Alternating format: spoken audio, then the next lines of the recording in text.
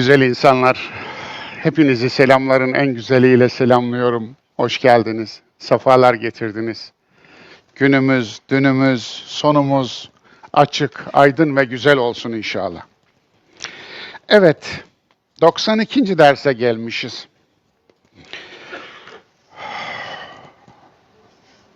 Tırmanacağımız burç, Rahat burcu. Rahat suresi, tabiata tapma, tabiatı anla dersi.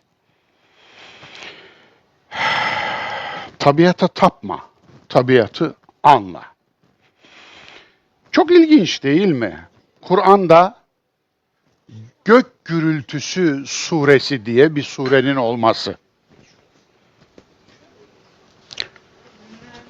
3 dakika erken başlarsam böyle olur.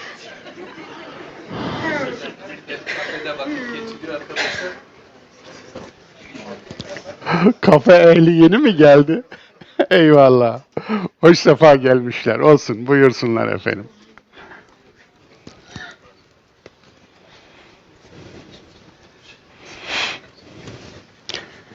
Çok ilginç gelmiyor mu? Kur'an'da İslam suresi yok. Kur'an'da iman suresi yok. Kur'an'da din suresi yok. Kur'an'da Kur'an suresi yok. Kur'an'da Örümcek suresi var. Arı suresi var. Ay suresi Kamer var. Güneş suresi Şems var. Gök Gürültüsü suresi var. Hayvanlar En'am suresi var. Allah Allah. İnsan suresi var. Dilinize sağlık. İnsan. Aslında Kur'an'ın derdini şöyle isim tahlili yapın çıkarırsınız. Onun için diyorum din kitabı değil diye. Onun için diyorum hayat kitabı diye.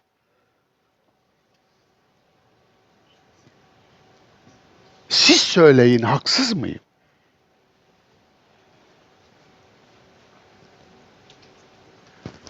Buyurun Gök Gürültüsü suresi. Nedir gök gürültüsü? Gök gürültüsünün suresi mi olur yahu? Böyle bir başlık açılır mı yani? Bu başlık bizi ne kadar ilgilendirebilir ki? Tabii bugün gök gürültüsünden korkup gök gürültüsü tanrısına sığınan yok. Tapan yok. Şimşek tanrısı, yıldırım tanrısı, gök gürültüsü tanrısı. Bu üçü aynı şeyin çıktılarıdır, onun için aynı şeydir. Geleceğim zaten gök gürültüsünün fiziki oluşum yasaları, süreçleri, prosesleri nedir? Oraya değineceğim. Ama gök gürültüsü tanrısına bugün inanan yok. Gökler gürleyince ona sığınan yok, ona tapan yok. Ama bir zamanlar insanlık bütün coğrafyalarda, bütün kıtalarda gök gürültüsü tanrısına sığınmışlar, tapmışlar, kulluk etmişler ve gökler gürüldeyince o tanrının kırbaç sesi olarak, nara sesi olarak, o tanrının haykırışı olarak, o tanrının çığlığı olarak düşünmüşler. Buna inanmışlar. Peki Siz niye inanmıyorsunuz? Bugünkü insanlar niye inanmıyor? Niye gök gürültüsü tanrısına bugün tapan yok? Çünkü gök gürültüsünün sebebini anladı artık insanlık. Gök gürültüsü teolojinin alanına girmiyor. Bilimin alanına giriyor. Yani Kur'an'ın epistemolojisiyle, bilgi felsefesiyle gayba değil, şehadete giriyor. Alimul gaybi ve şehade. Şehadet ne? Bilgi ile, bilimle, ilimle bileceklerimiz şehadet alemi varlık, bilgi ile bilemeyeceklerimiz, yani ampirik bilgiyle, deneysel yolla, elle tutarak, gözle görerek, kulakla dinleyerek, dille tadarak, dokunarak bilemeyeceklerimiz ise gayb, idraki aşan hakikatler. Onu neyle biliyoruz? Onu sahih, sağlam, sahici, hakiki vahiy ile biliyoruz. Sahte vahiy de mi var? Şeytanın vahiyinden bahsediyor Kur'an. Dolayısıyla peki neyle bilmeliyiz bu gibi şeyleri? Bilgiyle bilmeliyiz. Bilgiyle bildiğinizde tanrıları azaltırsınız.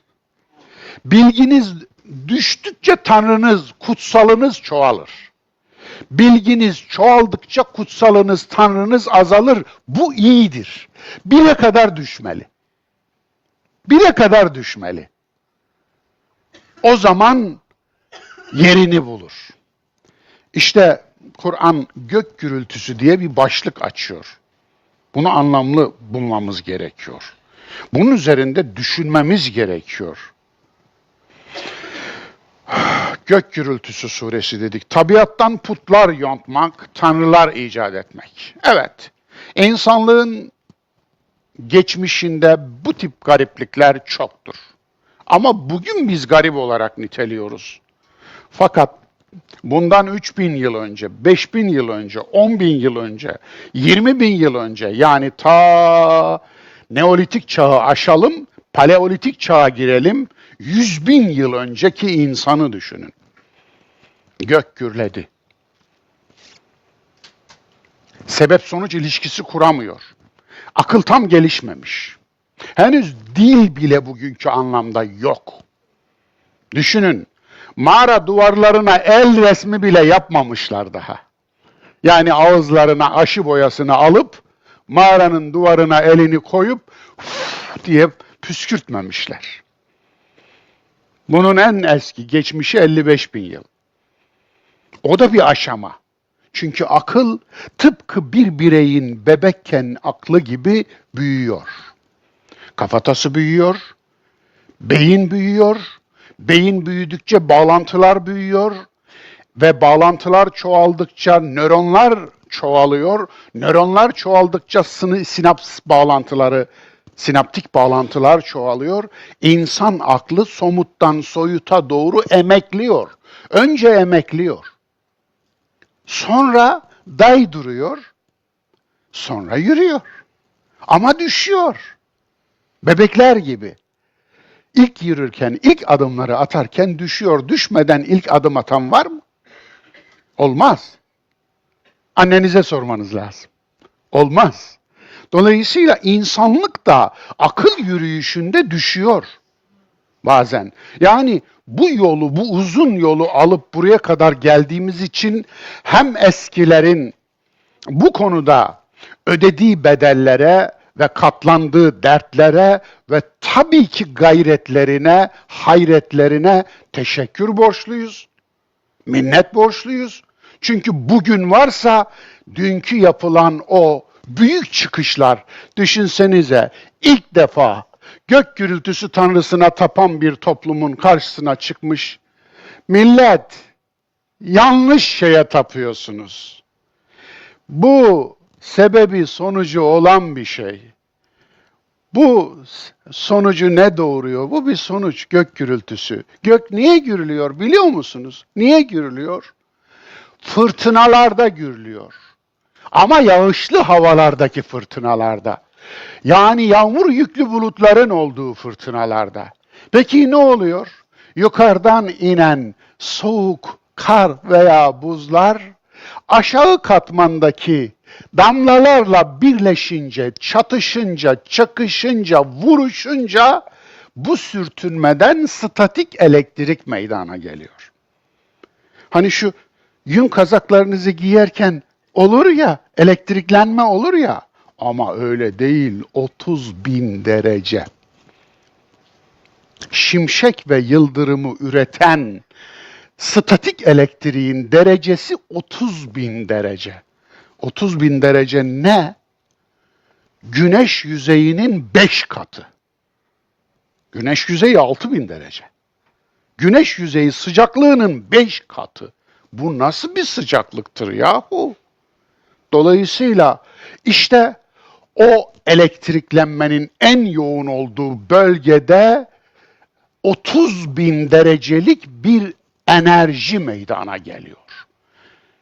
Yangın meydana geliyor, ateş meydana geliyor ve bu oradaki 30.000 derecelik ateş eğer buluttan buluta ise buna şimşek diyoruz.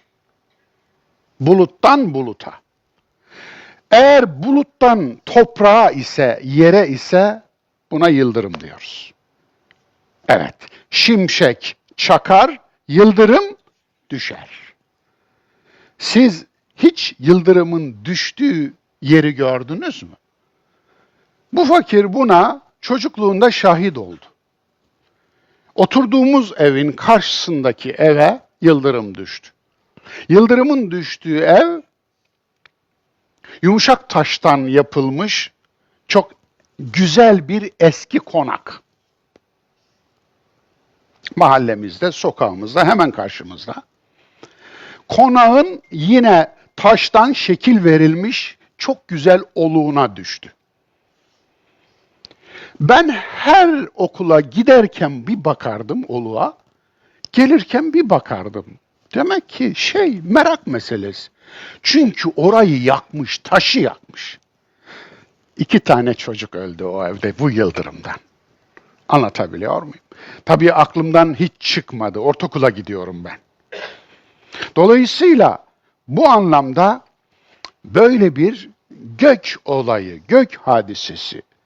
Ama bu hadiseyi düşünün ki 3000 yıl önce de yaşıyorsunuz ve birilerinin karşısına çıktınız. Ya bu böyle böyle oldu, böyle oldu sonuç dediniz. Oradaki en üstünüze yürüyenler kafir. Tabii kafirsin sen. Çünkü onların inandığına inanmıyorsun. Sen kafir oldun onlara göre. Kafir, dinsiz, imansız, hain. Ne buldularsa tabii. Efendim, sen tanrılarımıza nasıl konuşuyorsun? Öyle şey mi olur? Sen saptın, sapıttın, efendim vesaire vesaire. Bunun en hızlı gideni, en önde gideni bugünkü dincilerin en önde gidenleriyle aynıydı. Kafa aynı. Hiçbir şey değişmedi ki. Bunları 3000 yıl öncesine götürün. Bugün nasıl dincilik yapıyorlarsa o günde içinde bulundukları toplumun o dinciliğini yapacaklar. Yani babalarının dininden değil mi? Hepsinin ortak tarafı atalarının, babalarının dininden olmaları değil mi? Çünkü o gün sorgulamayan bugün de sorgulamayacak. Bugün sorgulamayan o gün de sorgulamayacak. Peki o zaman bugün ve o günkünün akıbeti niye değişsin? Hı? Niye değişsin? Sadece adını değiştirdi diye akıbeti de mi değişecek? Üzerinde emek vermemiş, aklını kullanmamış, tefekkür etmemiş, tedebbür etmemiş, taakkul etmemiş. Yani neye inanıyorum ben? İnandığım inanmaya değer mi? Bu bir iman seti içine girer mi?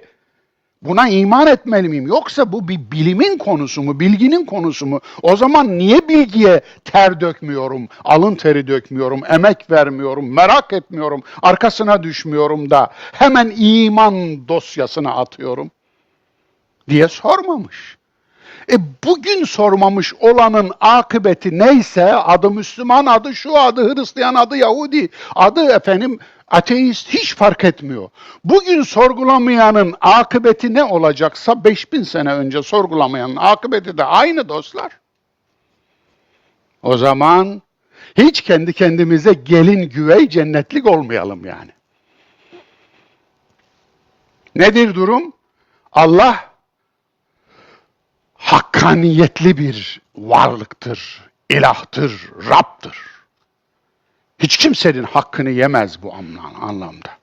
Belki dünkünün bir mazereti vardı. Çünkü bilmiyordu, hiç kimse bilmiyordu. İnsanlık aklı olgunlaşmamıştı. Yani 100.000 yıl önceki insanın, Homo sapiens'in bir mazereti vardı.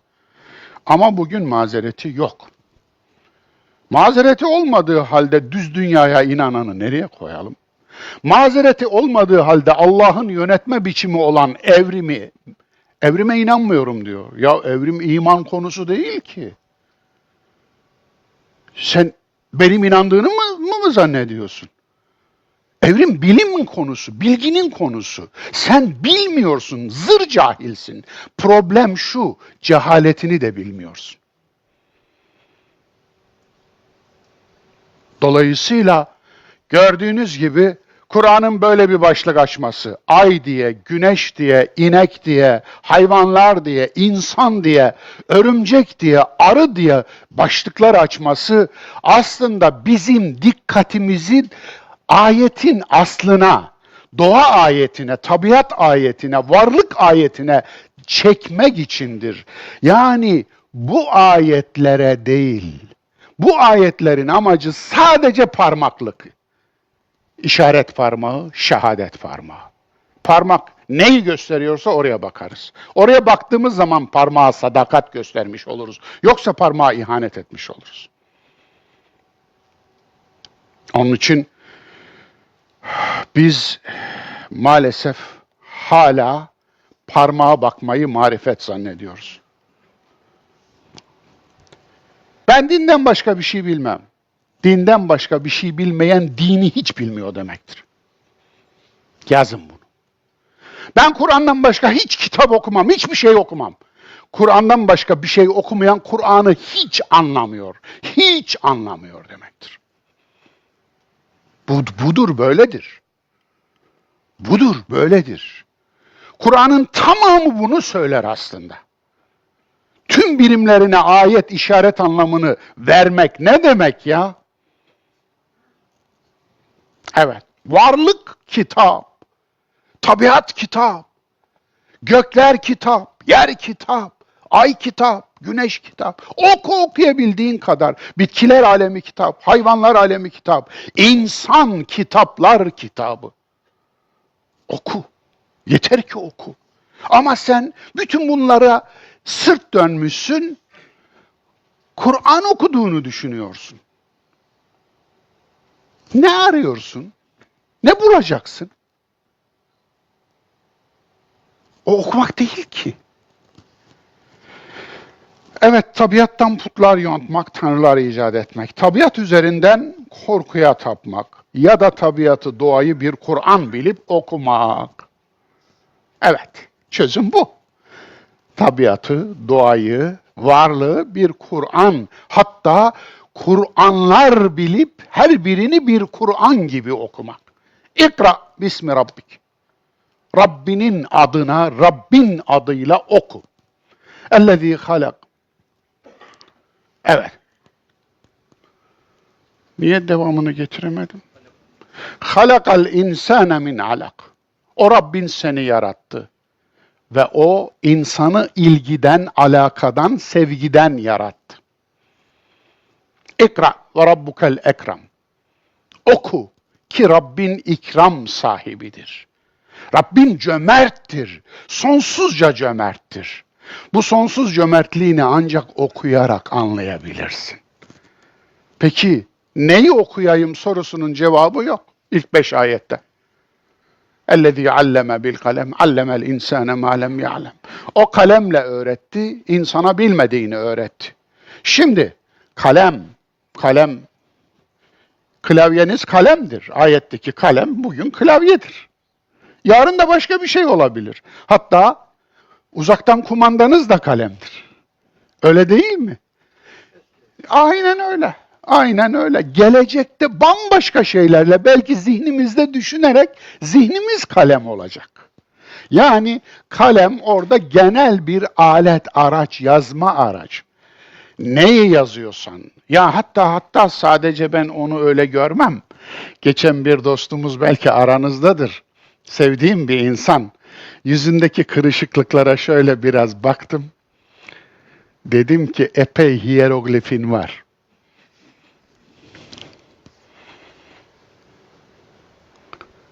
Okuyacak adam lazım o hieroglifi. Çünkü her bir kırışıklık neler anlatır insana. O kırışıklık dile gelse de bir anlatsa ne acılar, ne dertler, ne kederler, ne kuyular, ne kuyulara düşmeler, ne kuyulardan çıkmalar. Her birinizin içi kuyularla dolu. Bazılarınız bunu dile getirirsiniz, bazılarımız getiremeyiz. Dile getirenler de hepsini dile getiremezler. Onun için insan yüreği okyanus dibine benzer. Ne sakladığını kimse bilmez. Ama bilen birinin olduğuna inanmak var ya, bulunmaz bir lükstür. Bulunmaz bir lükstür.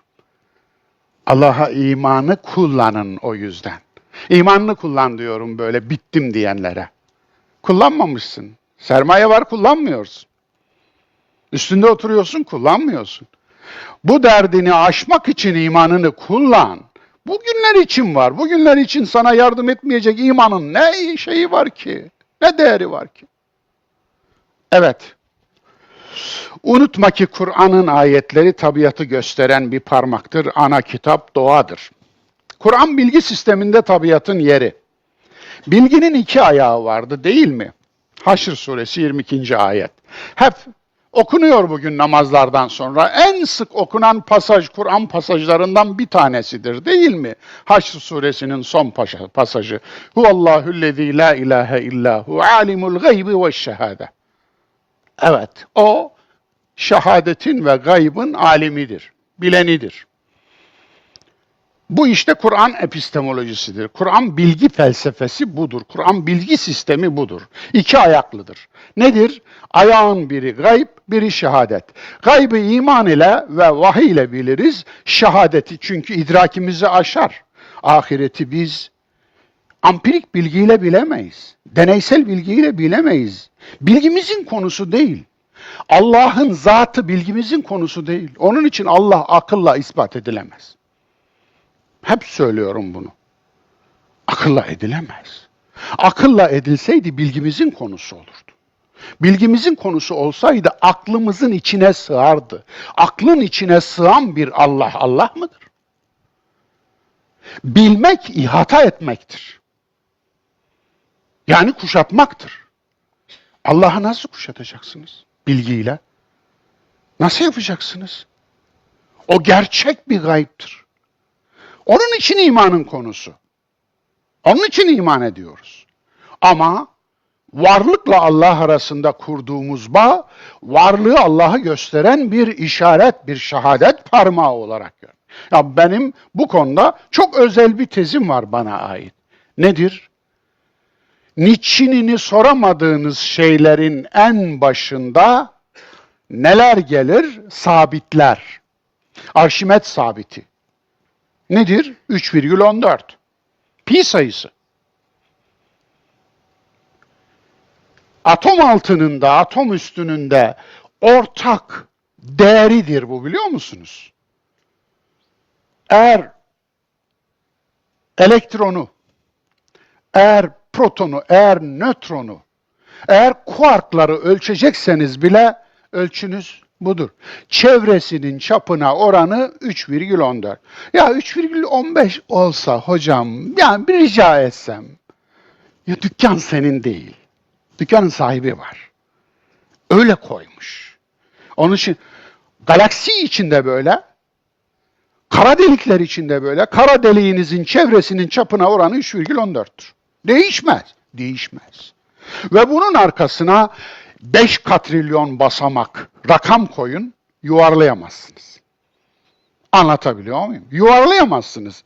Kıyamete kadar tüm makinaları kurun, hesap makinalarını, tüm bilgisayarları kurun, onlar rakam yazsınlar, yine de yuvarlayamazlar. Ama bu budur. Niçinini soramıyorsunuz. Niçin 14 arkadaş? 15 olsaydı, 13 olsaydı. Yok. 3,14. Işık hızı. Niye 300 bin kilometre? Tabii yuvarlak olarak söylüyorum ben. 2,995, 2,7 böyle.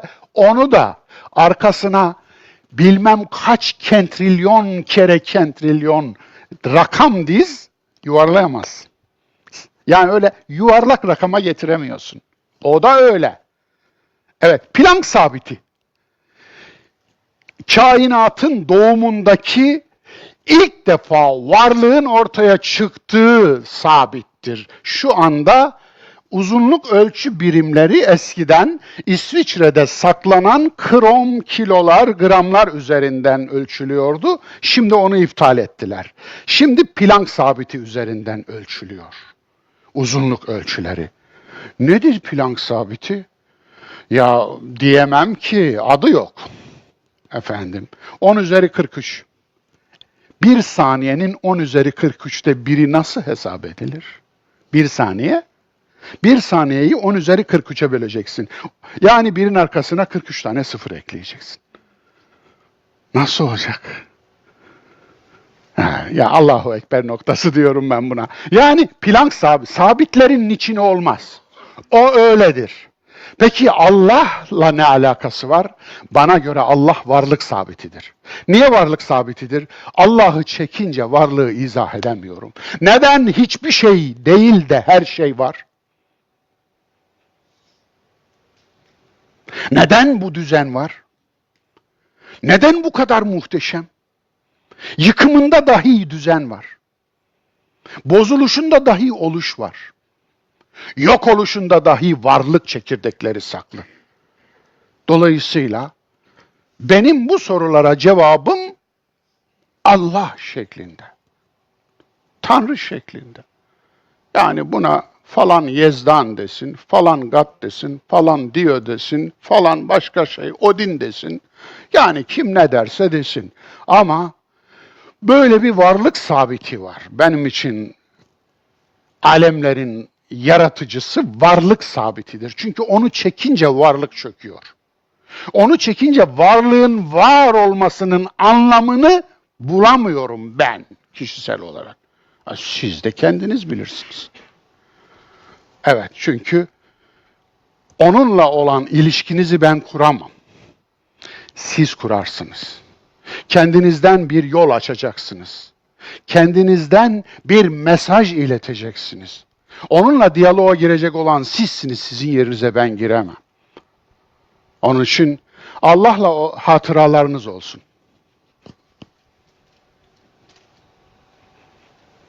Var mı? Benim çok. Unutmam mümkün değil.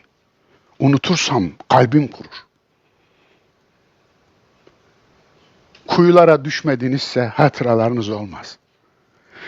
Ağır acılar çekmedinizse hatıralarınız olmaz. Dermansız dertlere duçar olmadınızsa hatıralarınız olmaz. Onun için derdinizin alnından öpün eğer Allah'la hatıranıza dönüşüyorsa.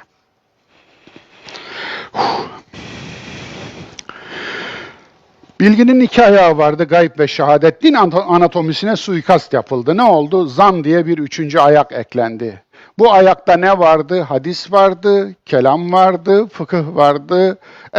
Ondan sonra tasavvuf vardı, şu vardı, bu vardı. Bunları da dinin anatomisine eklediler. Nedir bu? Protez. İki ayaklı bir insana üçüncü bir protez ayak eklerseniz, bu insanı daha güçlü mü yaparsınız, daha zayıf mı? Daha zayıf yaparsınız. Anatomiyi bozarsınız. Çünkü zaten anatomi iki ayak üzerinedir. Siz anatomisi iki ayak üzerine, doğal anatomisi iki ayak üzerine olan bir dine protezden bir ayak takıyorsunuz.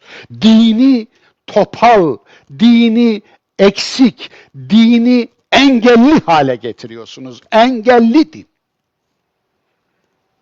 Ve engelleyen din. Aklı engelleyen, vicdanı engelleyen, insanlığı engelleyen, ahlakı engelleyen, iradeyi engelleyen, bilinci engelleyen bir din. Yani kendine inananı engelli yapıyor.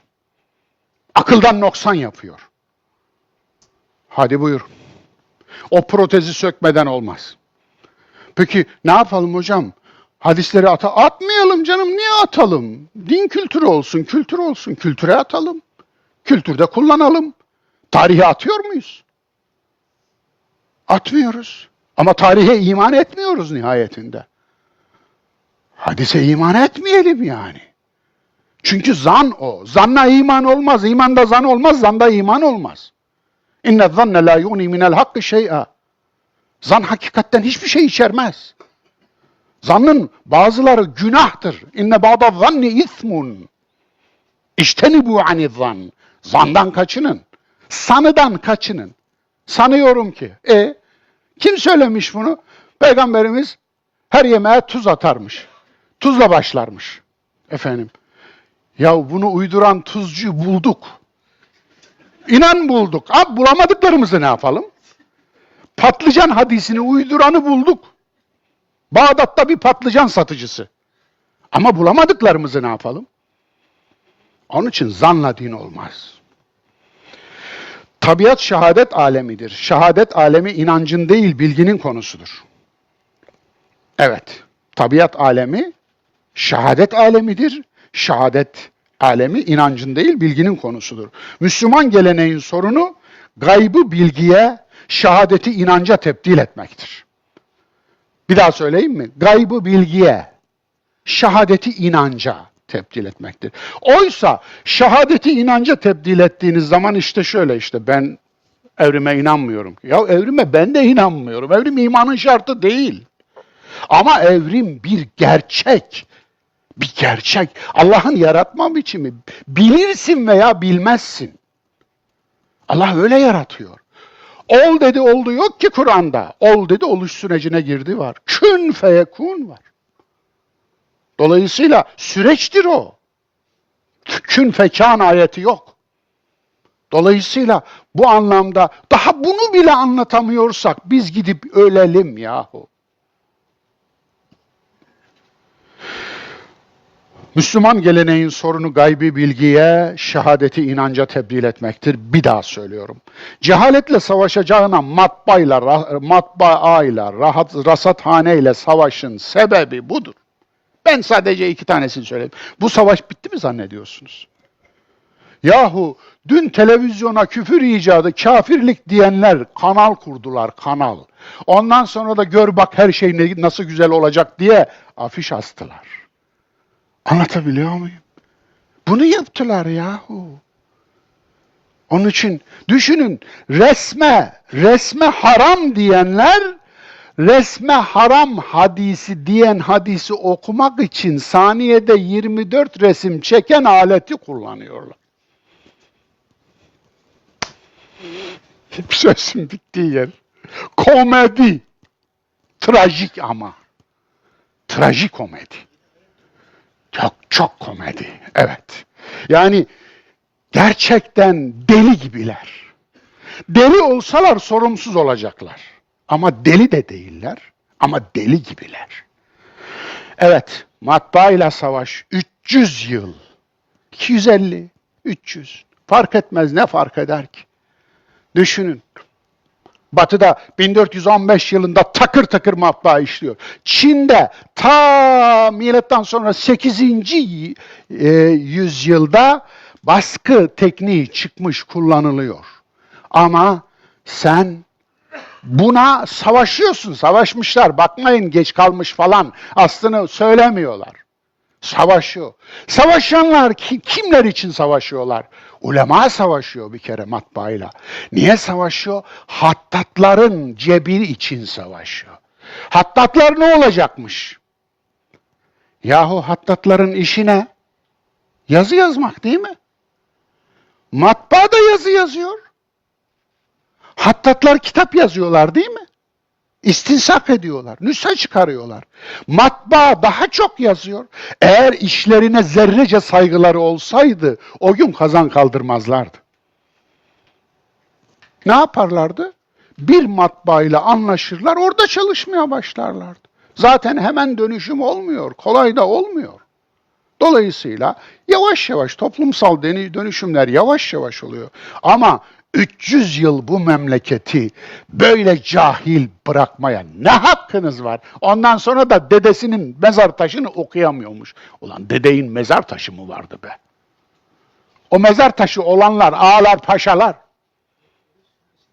Yani rasathane, Takiyüddin'in rasathanesinin macerasını hiç dinlediniz mi, okudunuz mu? İstanbul'da bir rasathane açıldı.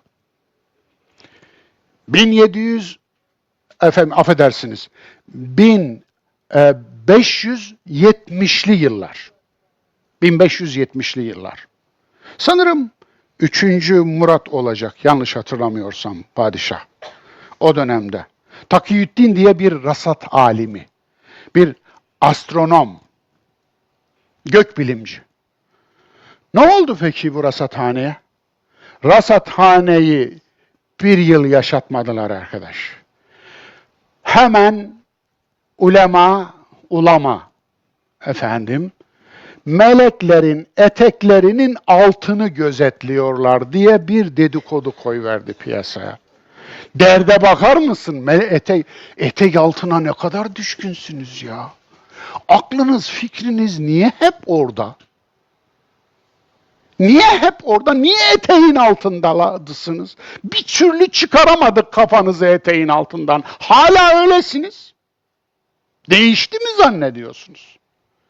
Kafanızı eteğin altından çıkarsaydık gökte güneşi, ayı, yıldızları, yerde de ağacı, insanı, bitkiyi, hayvanı görecektin, göremedin. Onun için hayvan öldürüyorsun, sevap kazanıyorsun. İnsan öldürüyorsun, sevap kazanıyorsun. Kafa bu. Evet, rasathanemizi kendi ordumuzun silahlarıyla, toplarıyla Haliç'ten topa tuttuk, yaktık ve yıktık ellerimizle. Nasıl? İşte bizim hikayemiz. Böyle saf, böyle temiz. Alın huzurunuza bir tane getirdim. Konuşsun da dinleyin. Arkadaşlar niye sesi yok? Hiçbir şey yok. Bomboş. Bir daha başa alayım. 1450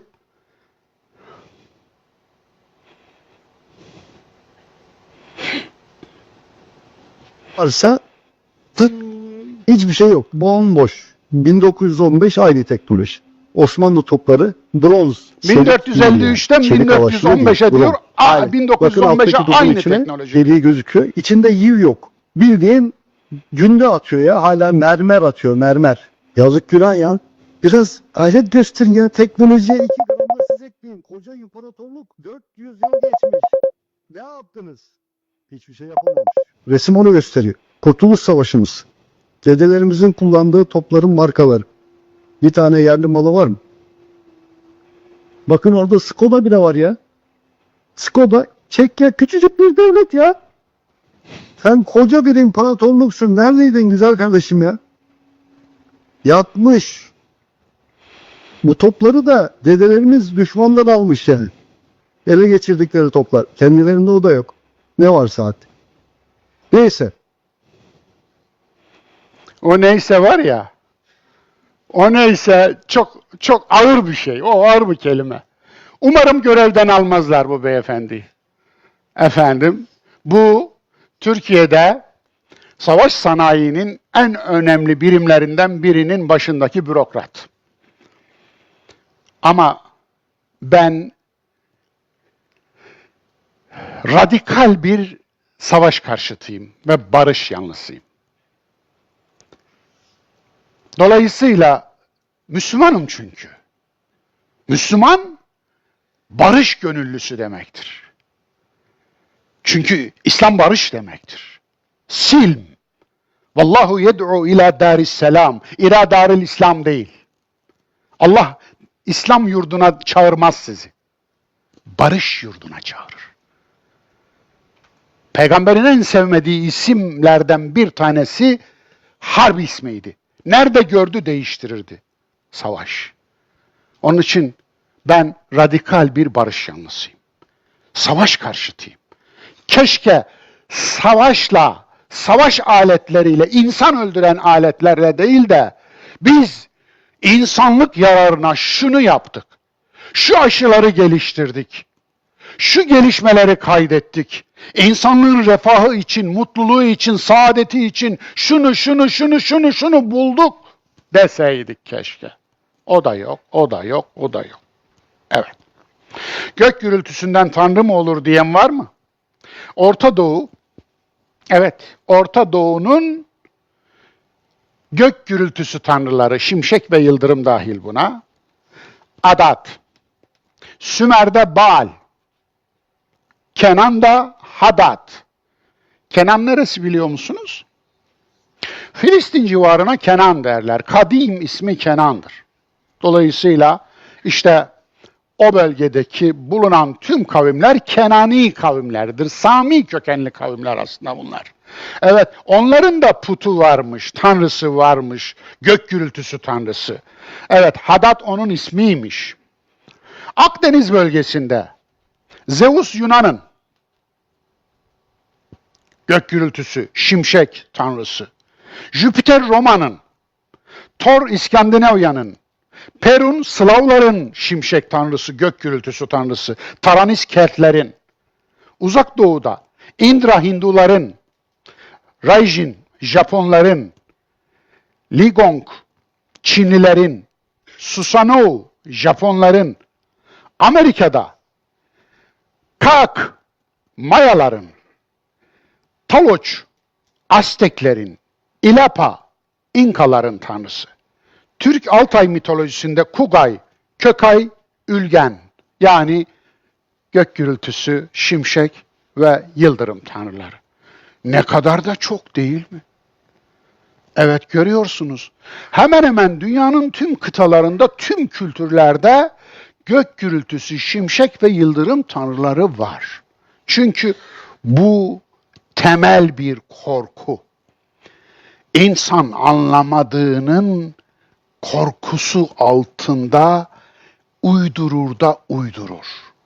Kişi antik çağlarda bilmediğinin kuluydu. Modern çağlarda da bilmediğinin düşmanı oldu gerçi. Antik çağların tanrılaştırma gerekçeleri doğa, kurucu, yönetici, mucit, kahraman, ucube. Neleri tanrı ilan ediyorlardı sorusunun cevabıdır bu. Doğayı tanrı ilan ediyorlardı. Mısırlılarda Nil bir tanrıydı. Unutmayalım. Çünkü Nil hayattı Mısırlılar için. Onun için de kutsaldı, tanrıydı. Nil'e her sene bakire bir kız attıklarını biliyor musunuz? Evet, ölsün diye. Kurban veriyorlar. Ve bu kızın çoğu zamanda sevinerek atladığını biliyor musunuz? Bu kızın anne, babası ve sülalesi 70 akrabasına şefaat edecek var ya, anne, baba ve sülalesi böyle takılarla, tebriklerle, hediyelerle günlerce hediye ve kutlama yapıldığını biliyor musunuz? İnsanoğluna dini bırakırsanız böyle olur. Yani vahiy gerekmezdi. Akıl var, irade var, bilinç var. Vahiy gerekmezdi gerçekten. Ama ekstradan bu da olsun demiş alemlerine. Yani ki insanoğluna dini bırakırsanız, insanoğlu ne halt edeceğini bilemez. Yani hani ya davulcuya ya düdükçüye hikayesi var ya, onda bir şey yok. İnsana dini bırakmamak lazım. Bırakmamış da zaten. Noktayı da koymuş. El yevme ekmeltu lekum dinekum. Dininizi tamamladım, iş bitti, nokta. Çoğaltıp durmayın. Çoğaltıp durmayın. İnsanlığınızı çoğaltın. Ahlakınızı çoğaltın. Aklınızı çoğaltın. İradenizi çoğaltın. İyiliğinizi çoğaltın. Güzelliğinizi çoğaltın. Doğrularınızı çoğaltın. Dini çoğaltıp durmayın demiş. Noktayı koymuş. Maide 3.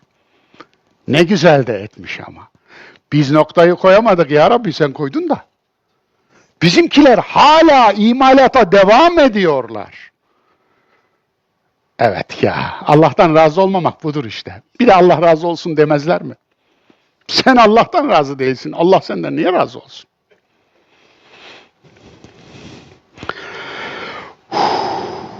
İnsanlık hafızasında yer etmiş en ilkel korkularla nasıl baş edilir dersi.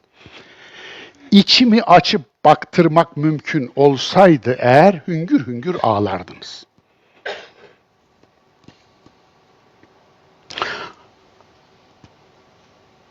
Dert ağlatır, aşk söyletir derler ya. Ben hem ağlıyorum hem söylüyorum.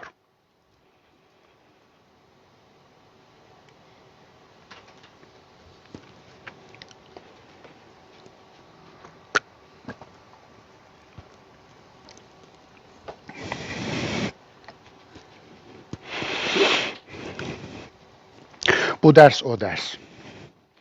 Bilgi sahte tanrılardan kurtararak tevhide hizmet eder ama. Biliyor musunuz? Bilgi sahte tanrılardan kurtararak tevhide hizmet eder. Bilgi her daim tevhide hizmet eder. Bilgiden korkmayın lütfen. Bilgiden, bilimden Müslüman korkmaz. Gerçek bir mümin bilgiden, bilimden korkmaz. Aksine sevinir. Korkacağınız bir şey varsa o da cehalettir. Aslında cahiliyesi olan cehaletin tanımı nedir biliyor musunuz? Bir bilmezlik durumu değildir. Bilmeyen öğrenir. Bilmemeyi tercih etme durumudur. Cehaleti tercih etmektir cahiliye ehli olmak. Herhangi çağda yaşıyorsanız olun, eğer cehaleti tercih eden bir toplumsanız adınız cahiliye toplumudur Kur'an'a göre.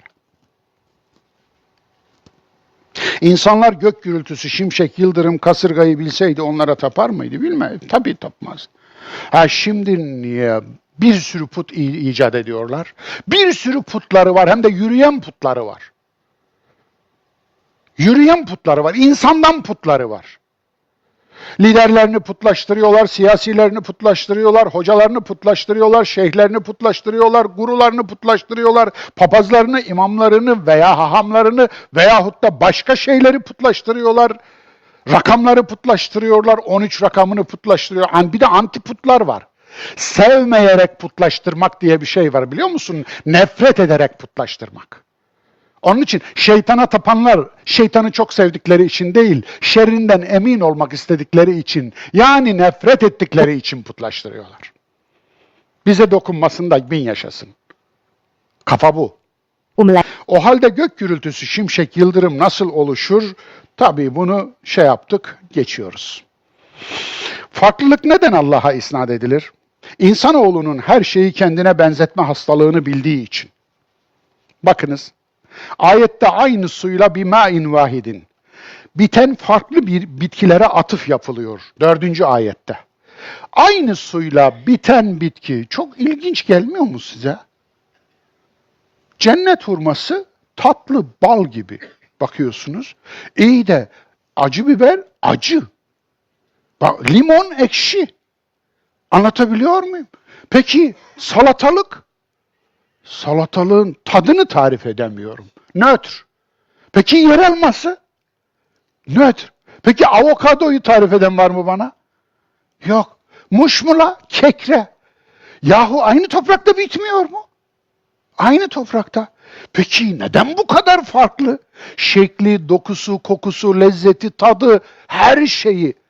Peki demek ki aslında bir olandan çok olan fışkırıyormuş. Aslında o. Aslında toprağın da aynı olduğunu söylemek biraz geriden bakmak olur. Toprağı tahlil ettirsek acaba aynı toprak mı? O da ayrı bir mesele. Yani burada vurgu yapılan şey farklılık. Aynı suyla biten farklı bitkilere atıf yapıyor ayet. Ve şöyle bitiyor biliyor musunuz? İnne fî zâlike leâyâtin likavmin ya'kilûn. Evet. İşte bunda ayetler vardır. Ayetler vardır diyor bakınız. Yani ota, çöpe, ağaca, bitkiye, sebzeye, meyveye dikkat çekiyor. Bunlara ayet diyor kardeş. Aman kim için? لِقَوْمٍ يَعْقِلُونَ. Aklını kullanan bir toplum için. aklını kullanmıyorsa onun için ayetler yok hükmünde. Bakınız, yahu adam Kur'an'a laf etti diye düşünün alakası da yok. Alakası da yok. Pakistan'da 100 kişi öldü yahu. 100 kişi. Alakası da yok, Kur'an'a falan laf etmedi. Sadece senin kaynakları naklettiği rivayeti, şeytan ayeti rivayetlerini, kitabını yazdı, romanını yazdı adam. Sen naklediyorsun. Kendinkini taşlasana. Nakledeni taşlasana, ona bir lafın yok. Niye? Kendi putun o çünkü. Önce aynaya bak. Neyse, yani şöyle Kur'an ayetiyle ilgili biri hafif bir latife yapacak olsa memlekette linç ediyorsunuz. Yahu sen tabiat Kur'anlarının hepsini inkar etmişsin. Seni ne edelim? Aslında var ya, evet, karartma. Bu inkarının üstünü o sahte hassasiyetle örtüyor. Bu bir küfür 大家好， çeşididir. 咱们今天来聊一个我们特别根本的问题。 Farklı olana tahammül imanın şartıdır. Bu da kapak gibi olsun. Görenle görmeyen, aydınlık ile karanlık biri olur mu diyen şu güzel ayete bakar mısınız? Sizin de yüzünüze gülümsesin. Benim yüzüme çok gülümser bu ayet. Kul hel yestevil a'ma vel basir em hel testevi'z zulumatu ven nur. Evet. De ki, hiç görmeyenle gören, kör ile gören bir olur mu? Çok basit. Ne diyor burada? Kur'an niye ilgileniyor? Kur'an görmeyen deyince, ama deyince gözleri görmeyeni kastetmez. Çünkü bu bir mecazdır. Kur'an'ın dili genellikle mecazdır. Sembolik dil kullanır. Çünkü Kur'an'ın maksadı, amacı rehberliktir. Bilinç vermektir. Bilgi vermek değil demiştim. Bilge etmektir. Bilgin etmek değil. Evet. Merhaba, Kör ve bugün gören. birlikte çok ilginç bir konuya Gören, dalıyoruz. Kur'an'a göre görmek nedir? Hakikati görmektir. Gerçeği görmektir. Peki körlük nedir? Hakikate kör kalmaktır. Gerçeğe kör kalmaktır. Dolayısıyla gerçeğe kör olan kördür, gözü görmeyen değil ki. Gözü görmeyen öyleleri vardır ki gönlü, zihni öyle açık, öyle berrak, öyle aydınlıktır ki 1000 tane göze bedel. Dolayısıyla bu harika. Hel yestevi zulümat ve nur. Karanlıklarla aydınlık bir olur mu? Aydınlık tekil gelmiş, karanlık çoğul gelmiş. Zulümat zalamın çoğuludur. Nur ise tekil. Aydınlık. Karanlıklarla aydınlık. Niye biri tekil, biri çoğul? Karanlığın kaynağı olmaz. Çünkü karanlık bağımsız bir varlık değildir. Aydınlığın, ışığın yokluğu haline denir karanlık. Işığın yokluğudur karanlık. Dolayısıyla bu anlamda aydınlığın kaynağı vardır. Eğer bir yerde bir aydınlık görüyorsanız onun bir kaynağı vardır. Ama şöyle bir şey de var. Güneş kendi uzayını aydınlatıyor mu? Aydınlıktan ne anlıyorsunuz? Mesela yeryüzünün atmosferini çıktığımızda güneş karşımızda olsa gündüz olur mu? Değildir. Uzay karanlıktır. Güneşi çıplak haliyle görürsünüz. Ama atmosferinizdeki floresan etkisiyle bir gündüz yoktur orada. Uzayda bir gündüz bulamazsınız. Ancak atmosferin içinde bulursunuz o gündüzü. O gazlar olacak, o gazlara ışıklar, fotonlar yansıyacak, ışık huzmeleri. O huzmeler o yansımayla atmosferi bir floresan haline getirecek. Üstelik muhteşem, floresanla tungstenli lambaların, eski lambaların farkı nedir? Eski lambalar, tungstenli lambalar enerjinin bir kısmını ışığa çevirerek kaybederler. Yazın bir de o ısıtır, düşünsenize. Hem aydınlatacak hem ısıtır. Değil. Kışın tamam da yazın bela. Peki floresanlar ne farklı? Soğuk ışık. Sıcak ışık değil. Soğuk ışık. Niye? Gazı kullanıyor. Dolayısıyla işte atmosferde gazı kullanıyor. Atmosfer demişler. Onun için hayat kaynağı ne topraktır ne sudur bana göre atmosferdir.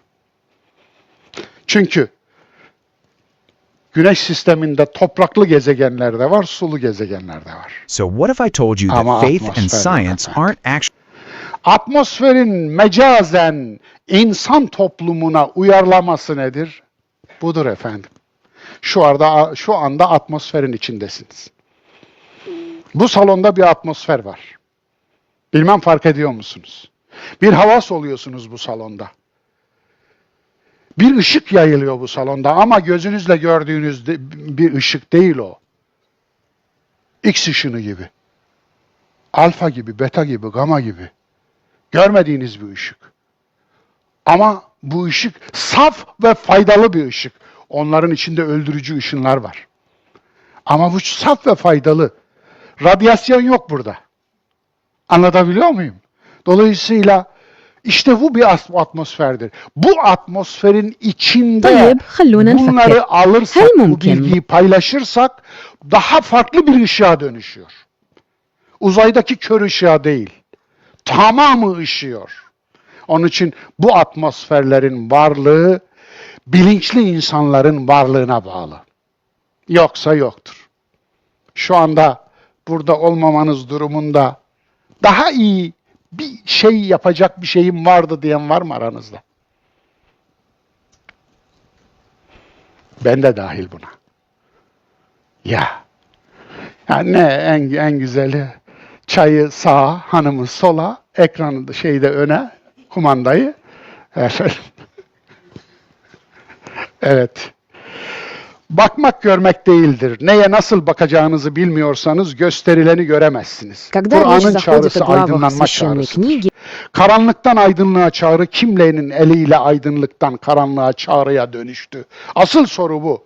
Yani Kur'an niçin geldin ey Kur'an diye sorana bir tek cevabı veriyor.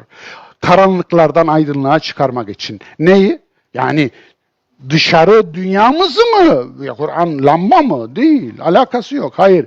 İçimizi, beynimizin içini aydınlatmak için. Yani önünde bulunduğu kültürü karanlık olarak niteliyor Kur'an. Cahiliye kültürünü karanlık diyor. O zihin karanlık aslında. Zihniyet bu. Bu karanlık zihniyeti alacağım diyor, aydınlatacağım diyor. Maksadım bu diyor. Geliş maksadım bu. Ama Kur'an yapamaz ki bunu. Elleri yok, ayakları yok, gözü yok, kulağı yok. Kur'an yapmaz böyle. Eğer sen talip olursan sen yaparsın, sen. Sen aydınlanırsın. Yoksa Nuh'un oğlu olsan İtak, bu почему в aydınlıktan Коране есть 5 сура Гром? kuruşluk alamazsın. Давайте вы- Niye? Babam peygamberdi. Bana düşmez mi? Baba malı. Yok, baba malı değil ki. Hakikat baba malı değil. Hakikat Müslümanların malı değil. Hakikat coğrafyanın, Arapların, Türklerin, İngilizlerin, Fransızların, Batılıların, Doğulların malı falan değil. Hakikat el hak olandandır, hak edenin olur. Hak eden ondan payını alır. Evet. So ever wonder why a Ama holy book has a whole aydınlıktan chapter karanlığa dedicated to çağrıya dönüştürdük. Farkında mısın? Koyu bir karanlığın içinde yüzüyoruz. Farkında mısınız? Neden denk geldik? Nasıl denk geldik? Niye denk geldik? Vardı bir günahımız da yaptık. Denk geldik. Ama biz tevbe etmeye çalışalım. Sosyolojik bir ilke. İnsanlığın yararına olan şey kalıcıdır. Muhteşem bir ayet daha ya. Bayılıyorum. فَاَمَّا الذَّبَدُ فَيَذْهَبُ جُفَاءً Köpüğe gelince, köpüğe gelince فَيَذْهَبُ جُفَاءً akar, gider, sönümlenir, yok olur, kaybolur. Cüfa çok ilginç. Aslında etimolojisini biraz karıştırdım. Ta cahiliye öncesine kadar ilk ele geçen taş üzeri yazmalara kadar gidebildim. Cüfa meğer o dönemde de metalurji フロアには kavramı 信 olarak 仰より kullanılıyor. 自然の証 Metalle ilgili bilim kavramı. Ne bu? Demir eritiyorlar, ergitiyorlar veya altın ergitiyorlar. Ne yapıyorlar? Altını çıkartıyorlar, getiriyorlar, ergitiyorlar. Ergitme potasında ergiyince, cevher ergiyince cevheri cürufundan ayrılıyor. Değil mi? Efendim, demir bir tarafa, cüruf bir tarafa. Cüruf atığı, madenin atığı. Altın bir tarafa, cüruf bir tarafa. Bakır bir tarafa, cüruf bir tarafa. Gümüş bir tarafa, cüruf bir tarafa. Dolayısıyla o diyor ki cüruf akar gider, köpük akar gider ama geriye kalan cevher olur diyor. Hani sel gider, kum kalır var ya, onun gibi, o kum gibi. Kalıcı olan odur. Deniz köpürür değil mi? Dalgalar köpürür değil mi? O köpük nereye gider, ne olur? Yok olur gider. O köpük var değildi ki zaten. Bir var خلونا değil. نتعمق في سؤال Onun için مثير يربط burada بين القرآن harika bir benzetme yine yapılıyor. فَاَمَّا الزَّبَدُ فَيَذْهَبُ جُفَاءً akar, yok olur, gider. وَاَمَّا مَا يَنْفَعُ النَّاسَ فَيَمْكُثُ فِي الْأَرْضِ Kalıcı olan nedir biliyor musun ey insanoğlu? Nedir? Evet. İnsanlığın yararına olan her şey orada kalır. O mekanda kalır. Ne muhteşem değil mi? Yani eğer bir şey kalıcı olsun diyorsan iyilik yap efendim. İyi şeyler bırak. Kendini geliştir. Ya bir ilim bırak, ya bir eylem bırak, ya bir söylem bırak, ya bir düşünce bırak, ya bir kitap bırak, ya bir yazı bırak, ya bir bina bırak, ya bir çeşme bırak. Yani bir şey bırak. Ama bir şey bırak.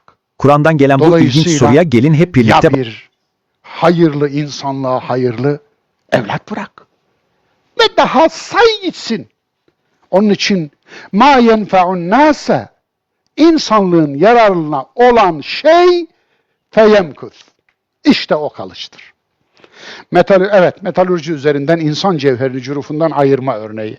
Sel gider kum kalır, köpük gider cevher kalır. Hayatın köpüğü ne, cevheri ne? Düşünün. Kötülüğü iyilikle ortadan kaldıran kaldı mı? Diye sorarak gireyim bu güzel ayete, 22. ayet. وَالَّذ۪ينَ صَبَرُوا ابْتِغَاءَ وَجْهِ رَبِّهِمْ Rablerinin rızası için sabreden, sabretmek yan gelip yatmak olarak anlaşılıyor, iyi mi? Yani her şeyi bozduk da onu da bozmuşuz. Kur'an'da sabrın anlamı direnmektir. Direnmek. 我们来聊聊《古兰经》里 değil. 一个关于科学 Havlu atmak değil, vazgeçmek değil, eli kolu dökülmek değil, iddiasını bırakmak değil. Aksine hakikate, gerçeğe sarılıp asla vazgeçmemek, direnmek. Tüm ayartıcılara karşı, ayartıcıların ayartıcılarına karşı, yani şeytanların şeytanlıklarına karşı direnmektir. Devam ediyoruz. Ve ekamus salah. Ve onlar salatı ikame ederler, ayağa kaldırırlar. Namazı kılarlar değil, namazı ayağa kaldırırlar. Yatıyor zaten, ölmüş. Yerde ayağa kaldırırlar. Salatı ayağa kaldırırlar. Desteği ayağa kaldırırlar. Salat destek demektir. Evet. Ve enfekû mimma razaknâhum sırran ve alaniyeten. Ve onlar rızık olarak verdiklerimizi paylaşırlar. Onu bölüşürler, infak ederler. İster açıktan, ister gizliden. Ama sırran önce gelmiş. Evla olan o. Öncelikli olan o. Gizlice vermek. Evet. Çaktırmadan. Bir de karşıdakini ezmeden. Onurunu zedelemeden, kırmadan. Vermek var, vermek var. Vermenin adabı, vermenin terbiyesi var. Ama öyle vermeler var ki vermese keşke diyorsunuz. Niye? Verdiğinin onurunu çalıyor. Verdiğinin insanlığını ve kişiliğini eziyor. Aslında vermiyor, vuruyor. Verme suretinde vuruyor. Onun için bunun da ayeti var Kur'an'da. Bilenleriniz biliyordur. Dolayısıyla işte bu ikincisi böyle. Açıktan ve gizliden ve açıktan kendilerine rızık olarak verdik. Rızık olarak verdiklerimizi değil, çöpe atacaklarını demiyor bakınız. Rızık olarak verdiklerimizi. Yani verdiğiniz senin işine yaramıyorsa onun işine yarayabilir, bu doğru. Ama verdiğiniz senin tiksindiğin ve sana zararlı bir şeyse ona da haramdır. Köpeğe içinde mantar üremiş ve artık zararlı hale dönüşmüş, toksik bir madde haline gelmiş bir şeyi köpeğin önüne koyuyorsan ona da haramdır. Onun için cana kıyma, yapma bunu. Evet. Devam edelim. Ve yedreûne bil haseneti seyyi'e. En önemli tarafı bu. Bu cümleydi. Bunun için aldım. Ulaike lehum ukbeddar. Evet. Ve onlar kötülüğü iyilikle savarlar. En önemlisi de buydu. Ulaike lehum ukbeddar. En güzel son, en aydınlık gelecek işte böyle olanlarındır, bunu yapanlarındır. Kötülüğü kötülükle ortadan kaldırmak kötülüğe yarar değil mi? İyiliğe yaramaz. Kötülüğü kötülükle de ortadan kaldırabilirseniz. Şimdi kısasın Türkçesi nedir biliyor musunuz? İşlenen suça eşdeğer bir ceza. Şimdi adam taciz etti, tecavüz etti. Eşdeğer ceza. Tövbe tövbe tövbe. Neyse.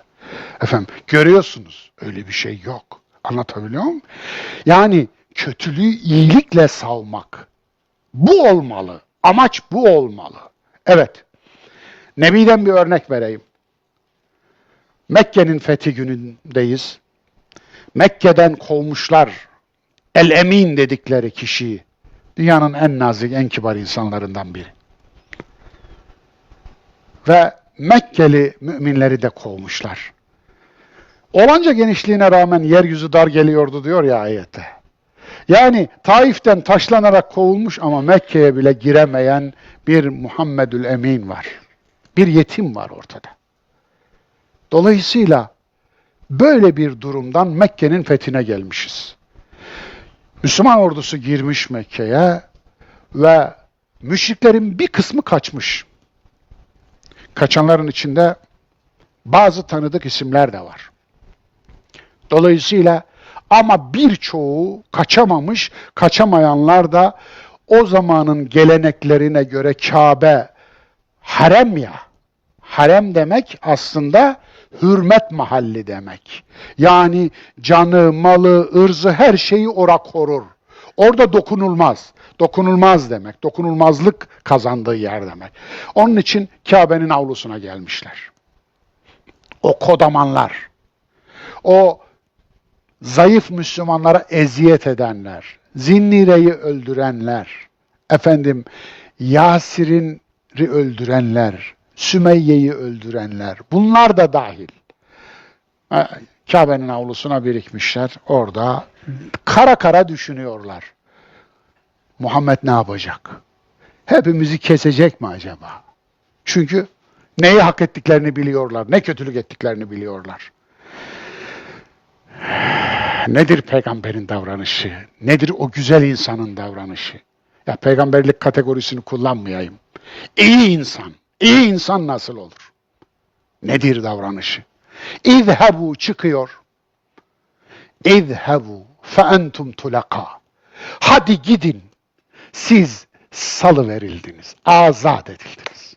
Bitti. Bir tane kişi köle alma yok. Esir alma yok. Cariye alma yok. Savaşla ele geçmiş bir yer ama esir yok, cariye yok. Siz nereden çıkardınız bunca şeyi? Allah'tan korkmadınız mı? Hani tabak sıyırırken peygamberin sünneti de bu peygamberin nesi?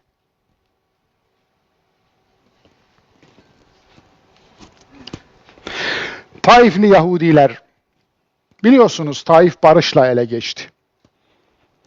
Ve yıkılmadı.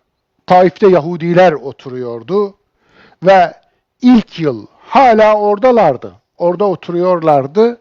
Allah Resulü sahabeden bir tanesini, ismi de dilimin ucunda da hatırıma gelirse söylerim, onu gönderdi zekat tahsil etmek üzere, vergi gibi. Ve dedi ki mahsul zamanı geliyor tabii, hasat zamanı. İsterseniz dedi hasat lodalarınızın, yığınlarınızın ben ikiye ayırayım. Siz beğendiğiniz yarıyı alın, isterseniz siz ikiye ayırın, ben beğendiğim yarıyı alayım. Hoş, değil mi? Hoş bir incelik aslında. Adamlar ne dediler biliyor musunuz? بِهَذَا قَامَتِ السَّمَاوَاتُ وَالْاَرْضِ İşte gökler ve yer bu adalet sayesinde ayakta duruyor. Bunu dedirtti yani. Ömer bin Abdülaziz bir yıldızdır Emeviler içerisinde. Emeviler sülalesinin içinden çıkmış bir yıldızdır. Yani bu anlamda ölüden diri doğar, diriden ölü doğar diyen ayetin işte tam bir tecellisi bu. Her ailede böyle güzeller vardır, kötüler de vardır, iyiler de vardır. Emevi ailesinde de böyle nadir de olsa iyiler vardı. Ömer İbni Abdülaziz 99 yılında geldi. 101 yılında Hicri tabii zehirlediler Ma'arratun Numan'da bugün Suriye'de bir ildir. Orada zehirlediler. Zehirlendiği yerde mezarı kazıldı. Oraya gömüldü. Emevi ailesinden Muaviye ve Yezid de dahil yaşayan hiçbir halifenin mezarı yoktur. İstisna tektir. Ömer İbni Abdülaziz. Suriye'de Ma'arratun Numan'da. Ben gittim. Gördüm. İbret aldım, örnek aldım. Ama şimdi giderseniz hiç kimse göremez. Çünkü mezarından çaldılar adam.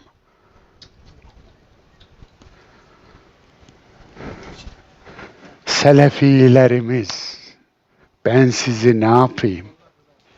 Evet. Ben sizi ne yapayım? Biri kabre tapar, öbürü de kabre bunu yapar. Ya alın birinizi vurun ötekinize. Ben sizi ne yapayım? Evet. Ömer İbni Abdülaziz'e kadar Emeviler yeni Müslümanlaşma hareketlerine karşı bir tavır aldılar. Hatta bazı halifeler döneminde öyle ahlaksızca bir iş yaptılar ki 6 tane şart koşmuşlardı. Ben imamlar ve sultanlarda bunu işledim. Bu şartları saydım. Merak eden oraya ayrıntılı olarak orada okuyabilir. Bu şartlardan biri tamam. Yani namaz kılmak, işte Kur'an'dan bir sure okumak falan filan. Adam Farsça, Arapçaya dili dönmüyor. Yani ne yapsın? Adam Suriyeli, dili dönmüyor. Ne yapsın? Neyle kılacak? Yani ana diliyle kılsa, Fatiha'yı ana diliyle okusa, ana dilindeki tercümesiyle ki Fatiha'yı ilk tercüme eden Selman-ı Farisi'dir. Benam-ı Huda bahşayende-i bahşayişkar.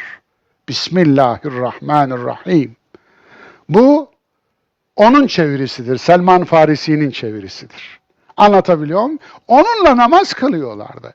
İmam-ı Azam da buna fetva verdi. Buna cevaz verdi. Tabii ki dedi olur. Çünkü Allah'ın dili Arapça değil. İnsanın dili Arapça. Allah manaları göndermiştir dedi. O lafızlara Allah Resulü'nün kalbinde kavuşmuştur dedi. Vesaire vesaire. İmam-ı Azam'ın bu dil teorisi çok ilginçtir, çok tatlıdır, çok güzeldir. Tam insanı merkeze alan bir yaklaşımı vardır İmam-ı Azam'ın. Onun için ana dilden ibadet olur mu? Bal gibi olur. Bal gibi olur.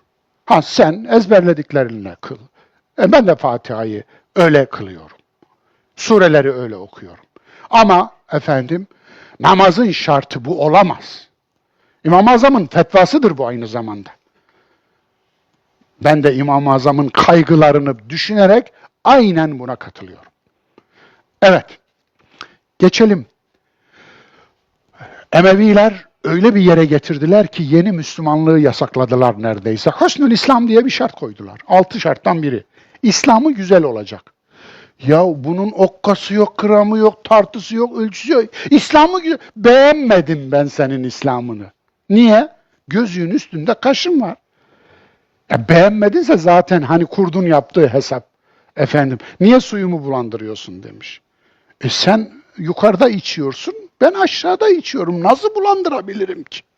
Seni yiyeceğim de demiş. Şimdi yiyeceksem fareye benzetirsin yavrunu. Onun için böyle yapıyorlardı ve cizye gelirlerinden mahrum kalmamak için Müslümanlaşmanın önüne ne kadar engel varsa koydular. Hatta ne yaptılar biliyor musunuz? Cizye istediler. Biz Müslümanız dediler. Hayır Müslümansınız değilsiniz dedi efendim Emevi yöneticiler. Onlar da hayır biz Müslümanız. Biz şunu yapıyoruz. Allah'ın tüm emirlerini yapıyor. Nehilerden de kaçıyoruz.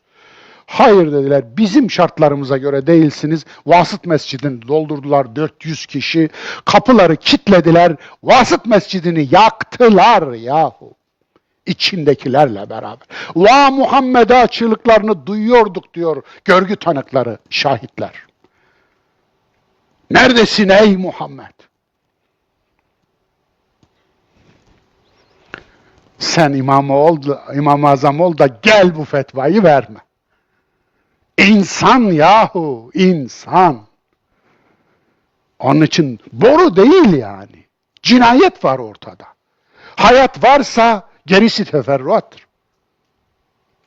Evet. Ne dedi biliyor musunuz? Vergi tahsildarlarını topladı Ömer İbni Abdülaziz. Allah peygamberi vergi tahsildarı olarak göndermedi. Hepsini iptal ediyorum dedi. Evet. Aliya, Sırplar sniperları korumuşlar. Kendilerinden yanındaki tepelerden Saraybosna içindeki çoluk, çocuk, kadın, genç, ihtiyar ne varsa neyi bulurlarsa vuruyorlar dediler. Üstad, bize izin ver, biz de Sırplara aynısını yapalım. Aliya'nın cevabı ne olmuştu? Sırplar bizim öğretmenimiz değildir. Savaş yenilince kaybedilmez, düşmana benzeyince kaybedilir. Kurtuluş ve mutlu son muştusunu kimler hak eder? اَلَّذ۪ينَ آمَنُوا وَعَمِلُوا الصَّالِحَاتِ تُوبَى لَهُمْ وَحُسْنُ مَآبٍ. Onlar ki güvenirler ve güven verirler. Ve bu güveni amelle de gösterirler. Eylemleriyle, ahlaki eylemleriyle de ortaya koyarlar. Amilus salihat budur. Salih amel. Tuğba lehum. Ne mutlu onlara. Safa başlarına ve husnü meab. Mutlu son onlarındır. Herkes dine döndürme savaşı rahmani değil, şeytanın savaşıdır dostlar. Ayete bakar mısınız? İlk defa gelmiyor. Bellillahil emru cemiyan. Bilakis tüm emir, buradaki emir yasa demektir. Doğa yasaları, tabiat yasaları. Tabiat yasalarının tamamını Allah koyar. Yani tabiat yasaları, toplum yasaları, toplumsal değişim yasaları Allah koyar. Efelem yey'esillezine amenu ellev yeşâullahu. Hala bıkmadınız mı? Bu bağlamda bu anlama gelir. Usanmadınız mı? Hala usanmadınız mı? Neden usanmadınız mı? Ellezine amenu, usanmadılar mı iman eden? Yani güvenilen ve güven veren kimseler usanmadılar mı? Neden usanmadılar? Ellev yeşâullahu leheden nâse cemiyan. Allah dileseydi eğer insanların tamamını hidayete eriştirirdi. Bu ilkeyi hala sindiremediler mi içlerine?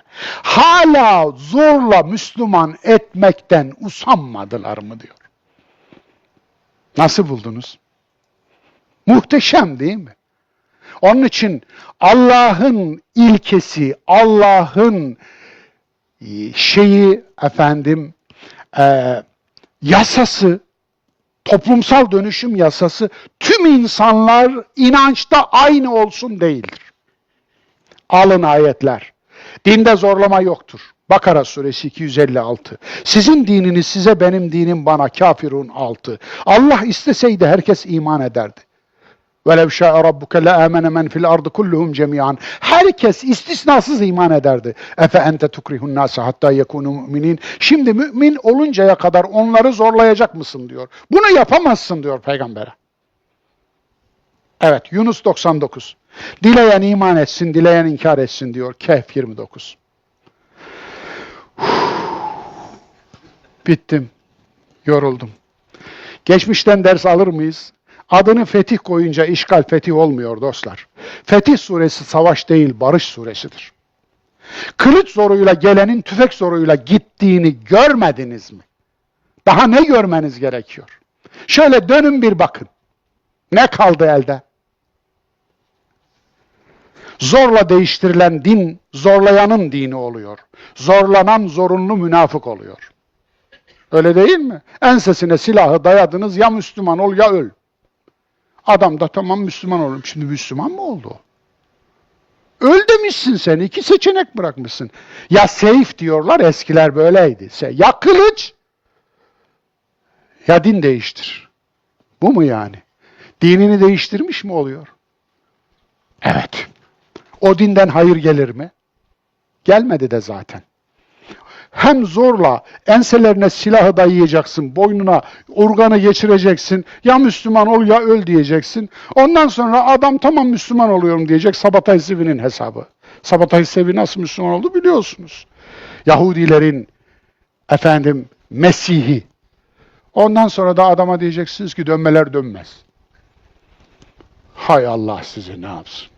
Hay Allah. Ya siz nasıl bir şeysiniz ya? Adamın boynuna urganı geçirmişsiniz, gel Müslüman ya olmayayım dese zaten öldüreceksiniz. Bari olayım demiş. Olayım demiş, ondan sonra da dönmüşsünüz, dönmeler dönmez. Siz nasıl bir şeysiniz ya? Utanmıyor musunuz yaptığınız şeyden? Bunu nasıl savunabiliyorsunuz? Savunmuyoruz ki hocam, hiç üstünü örtüyoruz zaten, hiç bahsetmiyoruz. Sen de bahsetme. Ben ederim. Allah Kur'an'da peygamberlerinin hatalarını, günahlarını birer birer saydıysa ben de bizim nesillerimizin, geçmişimizin hatalarını ibret alalım diye, ders alalım diye, bir daha tekrar etmesin diye, tekerrür etmesin diye söylerim. Bunu söylemezsem ihanet ederim gerçi. Evet. Allah Resulü'nden sonra hiç Hilfül Fudul, Erdemliler İttifakı örneği oldu mu? Duyan var mı? Çok ilginç değil mi Nur abi ya? Onu da biz kırmadık Nur abi. İnsanlık beyannamesi var değil mi? Onu da biz yazmadık. Yani gerçekten Medine vesikası gibi bir vesikaya imza atmış bir dinin saliklerine bugün o uluslararası o anlaşmaları bizim düzenlememiz bize yakışırdı. Yok efendim, payımız yok. Sakın ilkeyi unutma. Kendin için istemediğini başkası için de isteme. Sözün sonu. Dünküler dünü ıskaladılar. Bunu da din, iman, Allah, peygamber diye yaptılar. Dini, evet, dünü ıskaladılar. Bunu da din, Allah, kitap, peygamber diye yaptılar. Yani dünküler kendi dinlerini Allah diyerek, kendi kendilerini Allah diyerek aldattılar. Allah diyerek aldatmayın diyor değil mi? La yegurrannekum billahil garur. Sakın aldatıcı sizi Allah ile aldatmasın. İyi, buradan şu çıkmaz mı? Aynı zamanda kendinizi de Allah ile aldatmayın demiş olmuyor mu? Bunu peşinen söylemiş oluyor. Dolayısıyla Allah ile aldatmayın. Kitabın uyarısına rağmen bugün ise aynı zihniyet çocuklarımızın bugününü ve yarınını çalıyor. Evet, çocuklarımızın yarınını çalıyor. Bizim bugünümüzü çalıyor. Aynı zihniyet. Onun için sessiz mi kalalım? Sessiz kalırsa kalbimiz kurur. Dilimiz kurur. Onun için biz gayretimizi gösterelim. Bu kubbeye hoş bir sada salalım. Elimizden geleni yapalım. Bakalım, görelim Mevla neyler. O zaman neylerse güzel eyler. Hepinize sevgiler, saygılar, dualar. Allah'a emanet olun.